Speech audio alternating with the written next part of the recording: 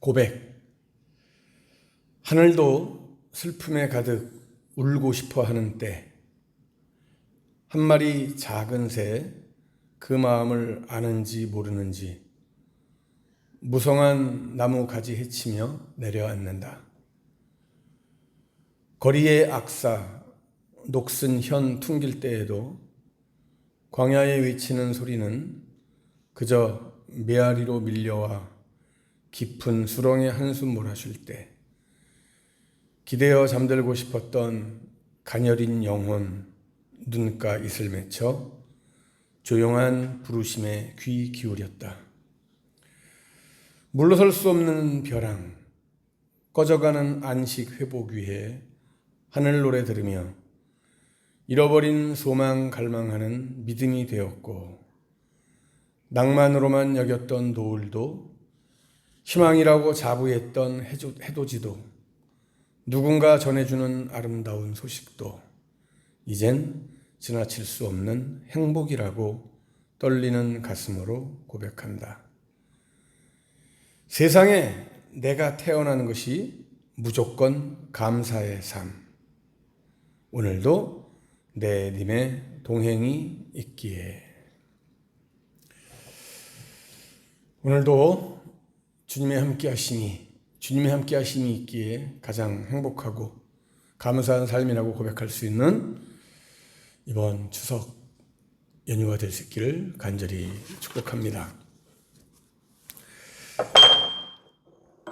수학의 계절이 될 때마다 우리 자신이 하나님께 어떤 열매로 인정을 받고 있는지 지난 날들을, 지난 삶을 돌아보게 됩니다. 우리는 심은 대로 거두는 원리를 따라서 이 땅에 사는 날 동안만이 아니라 하나님 앞에 서는 그날, 우리가 이 땅에서 행한 대로 보응을 받게 될 것을 우리는 너무나 잘 알고 있죠. 좋은 것을 심어서 사는 날 동안에, 그리고 하나님 앞에 서는 그날에 칭찬과 복과 상급을 다 받아 누리는 저와 여러분들 다 될 수 있기를 주님의 이름으로 간절히 축복합니다. 그런데 우리가 꼭 기억해야 될 것은요, 상급만이 아니라 무엇이 있어요? 책망도 있다는 사실이죠. 행한 대로 보응하시는 하나님은 상 주실 자에게 상을 주시고 또 책망할 자에게는 책망을 하세요. 그러기에 우리가 하나님께 책망받지 않도록 우리는 늘 주의해야 된다는 것, 귀가 따갑게 들었던 소리이기도 합니다. 무엇보다 우리가 조심해야 될 것들이 많이 있지만 특별히 살아가면서 뭘 조심해야 돼요? 말을 조심해야 돼요.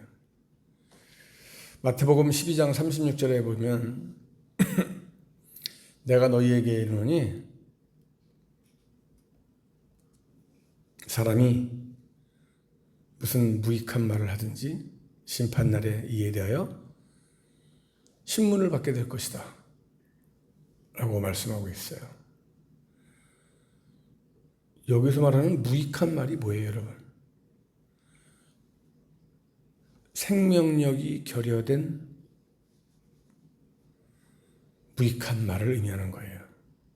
생명력이 없는 말. 그 모든 말들을 다 알고 계시는 하나님께서 하나하나 조목조목 일일이 신문하신다고 말씀하고 계세요.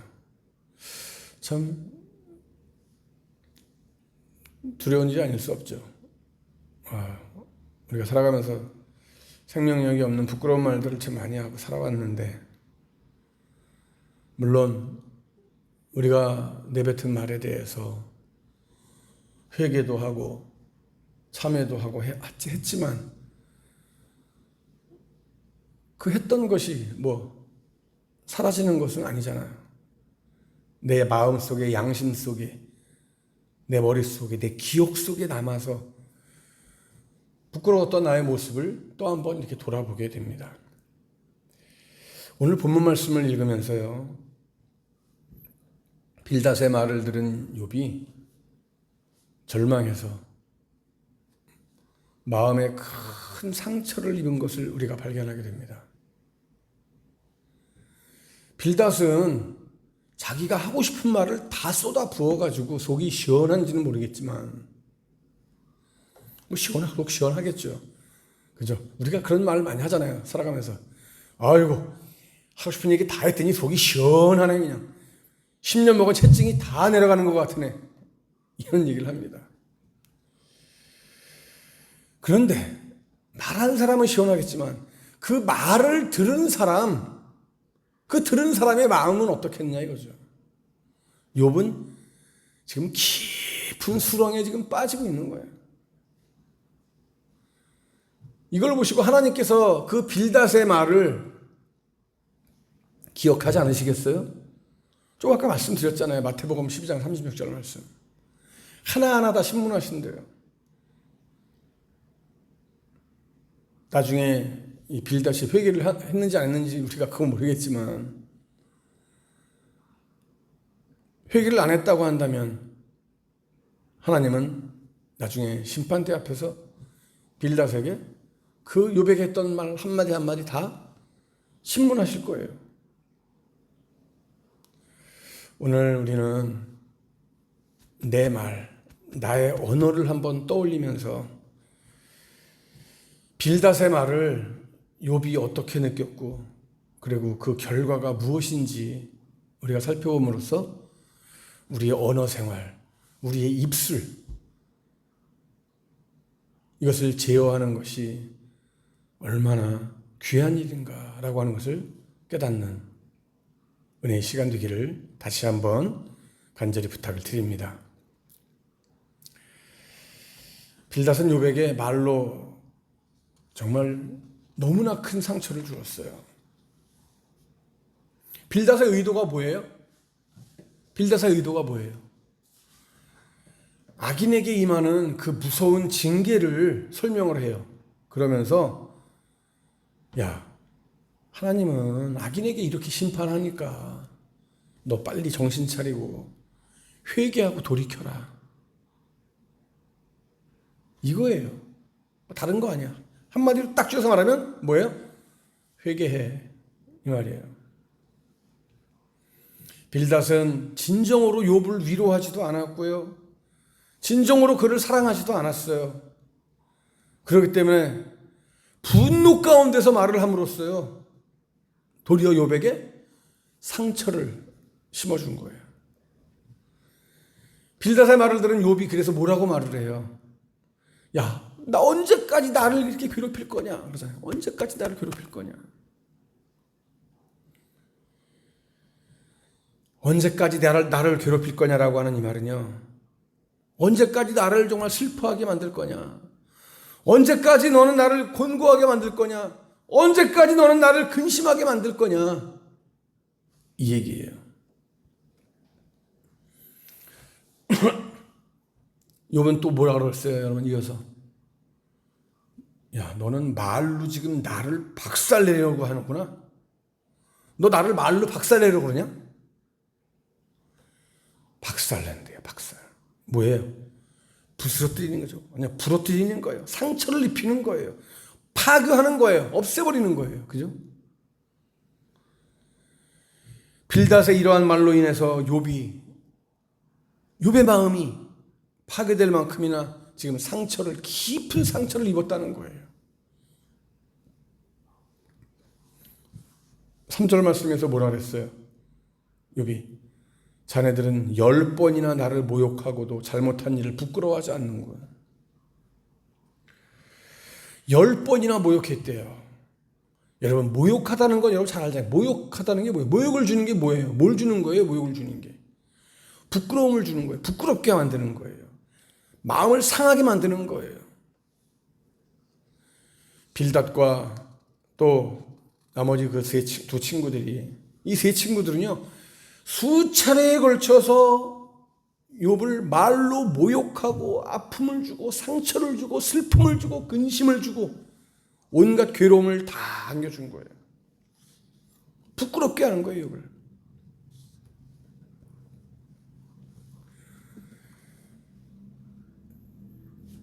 잘못한 일을 부끄러워하지 않는다. 잘못한 일. 뭐가 잘못한 일이에요? 잘못한 일이 뭐예요, 여러분 여기서?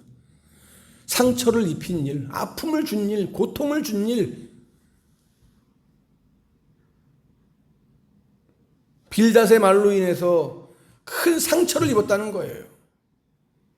빌닷은 욥이 고난을 당한다는 소식을 듣고 달려온 친구잖아요. 그런데 도움은커녕 욥을 아프게 해요. 마음을 상하게 해요. 이거 처음에 욥을 찾아온 목적과 완전히 다른 거 아닙니까? 왜 이런 결과를 낳았어요, 여러분? 왜? 책망이 필요한 사람에 대한 잘못된 태도 때문에 그래요. 여러분, 물론 잘못할 때 혼낼 필요가 있는 거죠. 자녀를 키울 때 무조건 오냐 해서 키운다고 그 자녀가 사랑스럽게 크는 거 아니에요. 그죠? 잘못했을 때는 훈계도 하고 채찍도 드는 거 맞아요. 근데 그 방법이 굉장히 중요하다는 얘기죠. 물론 여러분 근원적으로 욥이 책망받을 일을 하지 않았고, 아니 설사 책망받을 일을 했다고 치더라도 어떻게 돼요, 친구가? 무조건 막 회개하라만 해야 돼요? 그건 아니잖아요. 우선은 사랑으로 그를, 긍휼한 마음으로 그를 볼 수 있는 이 눈이, 마음이 있어야 되잖아요. 사랑으로 대하고 사랑으로 감싸주고 사랑으로 훈계를 해야죠. 사랑을 실어서 책망의 말을 해야 되는 거예요. 이게 참 말은 쉬운데 쉽지는 않겠죠, 여러분. 사랑을 심어서 책망의 말을 해준다? 야, 여러분. 그런데 나를 한번 돌아보세요. 나 자신을. 여러분, 나는 어떤 사람입니까? 우리는요, 나는 살리는 사람이지 죽이는 사람이 아니에요. 우리는 세우는 사람이지 넘어뜨리는 사람이 아니에요. 우리는 상처를 싸매주고 치료해주는 사람이지 상처를 입히고 칼질하는 사람이 아니에요. 그런데 내 말로 인해서 내 형제가, 내 친구가, 나의 이웃이 상처를 입고 넘어진다면 누가 책임지겠습니까? 누가 책임져야 돼요, 여러분? 그 말을 뱉어낸 사람, 말을 한 사람이 책임져야 되는 거예요. 그것을 아까 하나님께서는 뭐라 그랬어요? 심판대 앞에서 다 하나하나 신문하신대요. 여전히 부끄럽고 말 실수를 많이 하는 우리지만 오늘 이 말씀을 통해서 다시 한번 우리 모두가 하나님께 우리의 입술을 지어해달라고, 또 주의하고 조심하고 나아갈 수 있는 저와 여러분 다 될 수 있기를 간절히 축복합니다. 자, 그런데요, 중요한 사실 한 가지가 있어요. 이 빌닷은요, 지금 자기 입술로, 말로, 빌닷이야말로 정말 책망받을 짓을 했잖아요. 그럼에도 불구하고 부끄러워하지 않고 있어요. 부끄러움을 몰라요. 수없이 욥을 학대하고 상처를 주고 그랬는데 그걸 몰라요. 그래서 욥이 지금 빌닷에게 얘기하고 있는 거예요. 나에게 그렇게 상처를 줬으면서도, 나에게 그렇게 아픔을 줬으면서도 너는 부끄러워하지 않는구나. 너 잘못한 거 모르는구나. 물론 여러분, 빌닷이 자기 자신이 한 그 말이 친구의 마음에 상처를 주고 아픔을 주는 나쁜 악한 행위라고 하는 것을 몰랐을 수도 있어요. 하지만 여러분, 알고 그랬든 모르고 그랬든 그 행위 자체는 정말 부끄러운 일이에요. 그런데 만약에 몰라서 부끄러워하지 못했다고 한다면 그건 정말 불쌍한 거고요. 알았는데도 부끄러워하지 않았다면 이건 정말 악한 거예요. 뿐만 아니에요, 여러분. 5절 말씀에서 여러분 보세요. 뭐라 그랬어요, 욥이? 자네들이 나를 누르고 스스로 뽐내며 나를 수치스럽게 만든다 그랬어요. 야, 스스로 자기 자신을 욥에게 지금 훈계하고 책망하면서요, 자기 자신을 자랑해요.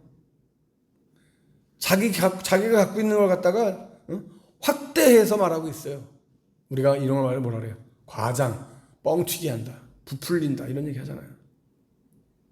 결국 사기치는 거죠, 뭐.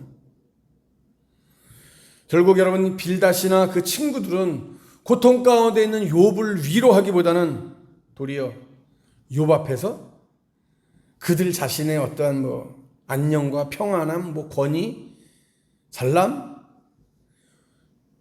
자기 자랑에 빠져 있는 거예요, 지금. 더구나 어떻게 해서라도 욥의 잘못을 찾아내고 지적질하고 그걸 증명하려고 하는 이들의 행동은요, 욥을 그정 무작정 깎아내리고 자신의 명예를 그런 반면으로 이렇게 막 높이 세우고 띄우는 불순한 의도가 내포되어 있는 거예요. 상대방의 아픔과 상대방의 괴로움과 상대방의 슬픔과 상대방의 상처를 가지고 자기 자신이 잘났다라고 하는 것을 보여주기 위한 거예요. 참 사악하죠, 너무. 이용해먹는 인간. 우리는 다른 사람의 허물을 드러내서 응징하는 사람이 아닙니다, 여러분. 우리는 허물 가운데 살지 않도록 우리가 일깨워주고 도와주는 사람이지 그걸 심판하는 사람이 되어서는 안 된다라고 하는 말씀이에요. 그럼에도 불구하고 우리는 그렇게 살아왔음을 또한 고백을 합니다. 우리 안에 다른 사람을 정죄했던 우리의 입술이 있었음을 또한 고백합니다. 너무 부끄럽습니다. 연약한 사람 앞에 나를 드러내고 자랑했어요. 이제는 더 이상 우리가 그런 삶이 아니라 연약한 자를 붙들어주고 연약한 자들 다시 일으켜 세워주고 내 말과 행동이 어떠하며 그 결과가 어떠한지 오늘 이 말씀을 통해서 깊이 숙고하고 이번 명절에 우리의 모든 만남 속에 아름다운 말, 사랑을 주는 말, 축복을 빌어주는 말, 평화를 외치는 말, 참된 기쁨을 주는 말을 하며 살아갈 수 있는 또 이번 명절이 될 수 있기를 주님의 이름으로 간절히 축복합니다.